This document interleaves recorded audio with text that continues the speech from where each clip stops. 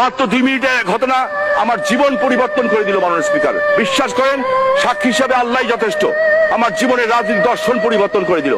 আমি দেখলাম সামনে, বেশি দূর না মাননীয়, এই যে আমার থেকে আপনার যত ডিস্টেন্স এইটুক দূরে বেশ কিছু মহিলা দাঁড়ানো আছে। তখন বাঙালির অর্থনৈতিক অবস্থা এতটা ভালো হয় নাই।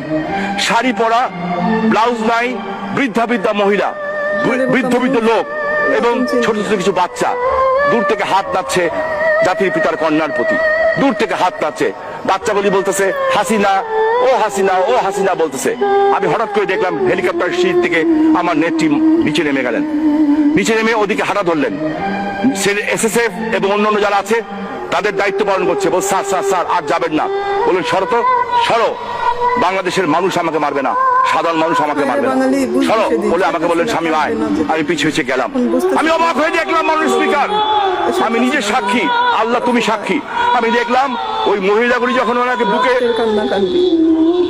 চাপা দিয়ে নিয়েছে, আমি দেখলাম যে উনি চোখটা বন্ধ করে ওই আদরটাকে নেওয়ার চেষ্টা করছেন।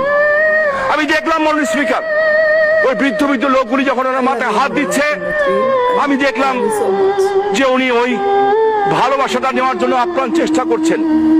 এরপরে আমরা ফিরে আসছি, ওই বাচ্চাগুলি আবার চিল্লাচ্ছে ও হাসিনা, ও হাসিনা। নেত্রী আবার ঘুরে তাকালেন, তাকে হাসলেন। এবার হেলিকপ্টার উঠে বসলাম, আমি ওনার সামনে সিটে বসলাম।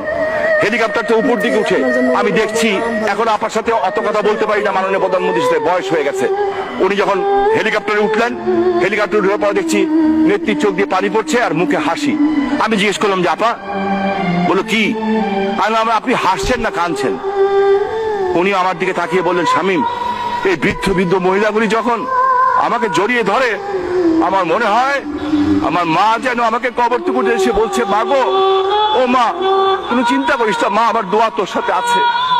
এই বৃদ্ধ বৃদ্ধ লোকগুলি যখন আমার মাথায় হাত দিয়ে দোয়া করে, আমার মনে হয় আমার বাবা বলছে মারে, ওদের জন্য কেউ নাই, ওদের ভাগ্যের। মাইক চালু থাকবে। ওই ছোট্ট বাচ্চাগুলি যখন আমাকে ওই হাসিনা বলে ডাকে, আমার মনে হয় আমার ছোট্ট ভাই রাসেল বলছে হাসু আপা, ও হাসু আপা, আমাকে একটু কোলে দাও না।